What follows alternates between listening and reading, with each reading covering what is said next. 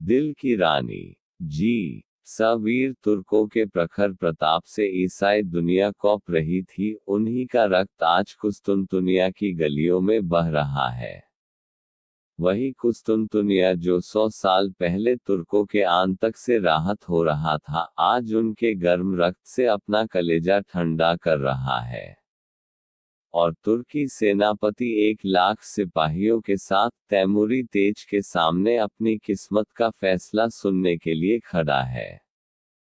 तैमूर ने विजय से भरी आंखें उठाई और सेनापति यजदानी की ओर देखकर सिंह के समान गर्जा, क्या चाहते हो, जिंदगी या मौत? यजदानी ने गर्व से सिर उठाकर कहा, इज्जत की जिंदगी मिले तो जिंदगी, वरना मौत। तैमूर का क्रोध प्रचंड हो उठा, उसने बड़े बड़े अभिमानियों का सिर नीचा कर दिया था। यह जवाब इस अवसर पर सुनने की उसे ताव न थी। इन 1 लाख आदमियों की जान उसकी मुट्ठी में है। इन्हें वह एक क्षण में मसल सकता है। उस पर इतना अभिमान, इज्जत की जिदंगी। इसका यही तो अर्थ है कि गरीबों का जीवन अमीरों के भोग विलास पर बलिदान किया जाए, वही शराब की मजलिसें, वही अर्मीनिया और काफ की परिया। नहीं, तैमूर ने खलीफा बायजीद का घमंड इसलिए नहीं तोड़ा है कि तुर्कों को फिर उसी मदान्ध स्वाधीनता में इस्लाम का नाम डुबाने को छोड़ दे। तब उसे इतना रक्त बहाने की क्या जरूरत थी? मानव रक्त का प्रवाह संगीत का प्रवाह नहीं, रस का प्रवाह नहीं, एक बीभत्स दृश्य है, जिसे देखकर आंखें मुंह फेर लेती हैं, दृश्य सिर झुका लेता है। तैमूर हिंसक पशु नहीं है, जो यह दृश्य देखने के लिए अपने जीवन की बाजी लगा दे। वह अपने शब्दों में धिक्कार भरकर बोला, जिसे तुम इज्जत की जिंदगी कहते हो, वह गुनाह और जहन्नुम की जिंदगी है। यजदानी को तैमूर से दया या क्षमा की आशा न थी। उसकी या उसके युवाओं की जान किसी तरह नहीं बच सकती। फिर यह क्यों दबे और क्यों न जान पर खेलकर तैमूर के प्रति उसके मन में जो घृणा है, उसे प्रकट कर दे। उसके एक बार कातर नेत्रों से उस रूपवान युवक की ओर देखा, जो उसके पीछे खड़ा, जैसे अपनी जवानी की लगाम खींच रहा था। सान पर चढ़े हुए इस्पात के समान उसके अंग से अतुल क्रोध की चिंगारियां निकल रही थी। यजदानी ने उसकी सूरत देखी और जैसे अपनी खींची हुई तलवार म्यान में कर ली और खून के घूंट पीकर बोला, जहांपना है इस वक्त फतहमंद है, लेकिन अपराध क्षमा हो तो कह दूं कि अपने जीवन के विषय में तुर्कों को तातरियों से उपदेश लेने की जरूरत नहीं। पर जहां खुदा ने नेमतों की वर्षा की हो, वहां उन नेमतों का भोग न करना नाशुक्री है। अगर तलवार ही सभ्यता की सनद होती, तो गाल कौम रोमनों से कहीं ज्यादा सभ्य होती। तैमूर जोर से हंसा और उसके सिपाहियों ने तलवारों पर हाथ रख लिए। तैमूर का ठहाका मौत का ठहाका था या गिरने वाला वज्र का तड़ाका। तातार वाले पशु हैं क्यों? मैं यह नहीं कहता। तुम कहते हो, खुदा ने तुम्हें ऐश करने के लिए पैदा किया है। मैं कहता हूँ, यह कुफ्र है। खुदा ने इंसान को बंदगी के लिए पैदा किया है और इसके खिलाफ जो कोई कुछ करता है, वह काफ्य है। जहन्नुमी रसूल पाक हमारी जिंदगी को पाक करने के लिए, हमें सच्चा इंसान बनाने के लिए आए थे, हमें हरा की तालीम देने नहीं। तैमूर दुनिया को इस कुफ्र से पाक कर देने का बीड़ा उठा चुका है। रसूल पाक के कदमों की कसम, मैं बेरहम नहीं हूँ, जालिम नहीं हूँ, खूंखार नहीं हूँ, लेकिन कुफ्र की सजा मेरे ईमान में मौत के सिवा कुछ नहीं है।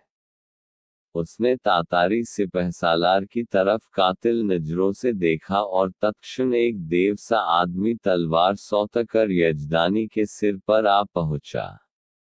तातारी सेना भी मलवारें खींच खींच कर तुर्की सेना पर टूट पड़ी और दम के दम में कितनी ही लाशें जमीन पर फकने लगी। सहसा वही रूपवान युवक जो यजदानी के पीछे खड़ा था आगे बढ़कर तैमूर के सामने आया और जैसे मौत को अपनी दोनों बंधी हुई मुट्ठियों में मसलता हुआ बोला, ऐ अपने को मुसलमान कहने वाले बादशाह, क्या यही वह इस्लाम की यही तालीम है कि तू उन बहादुरों का इस बेदर्दी से खून बहाए, जिन्होंने इसके सिवा कोई गुनाह नहीं किया कि अपने खलीफा और मुल्कों की हिमायत की। चारों तरफ सन्नाटा छा गया। एक युवक, जिसकी अभी मसे भी न भीगी थी, तैमूर जैसे तेजस्वी बादशाह का इतने खुले हुए शब्दों में तिरस्कार करे और उसकी जबान तालू से खिंचवा ली जाए। सभी स्तंभित हो रहे थे और तैमूर सम्मोहित सा बैठा उस युवक की ओर ताक रहा था। युवक ने तातारी सिपाहियों की तरफ, जिनके चेहरों पर कुतूहलमय प्रोत्साहन झलक रहा था, देखा और बोला, तू इन मुसलमानों को काफिर कहता है और समझाता है कि तू इन्हें कत्ल करके खुदा और इस्लाम की खिदमत कर रहा है। मैं तुमसे पूछता हूँ, अगर वह लोग जो खुदा के सिवा और किसी के सामने सिजदा नहीं करते, जो रसूल पाक को अपना रहबर समझते हैं, मुसलमान नहीं है तो कौन मुसलमान है?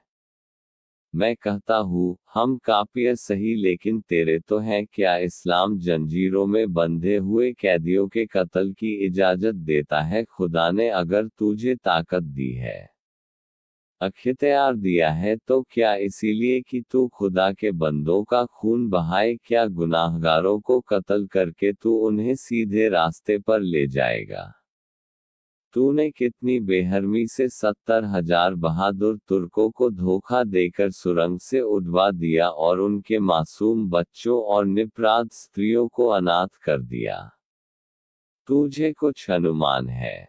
क्या यही कारनामे हैं, जिन पर तू अपने मुसलमान होने का गर्व करता है?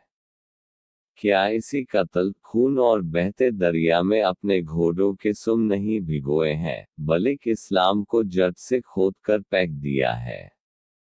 यह वीर तुर्कों का ही आत्मोत्सर्ग है, जिसने यूरोप में इस्लाम की तौहीद फैलाई। आज सोफिया के गिरजे में तुझे अल्लाह अकबर की सदा सुनाई दे रही है। सारा यूरोप इस्लाम का स्वागत करने को तैयार है।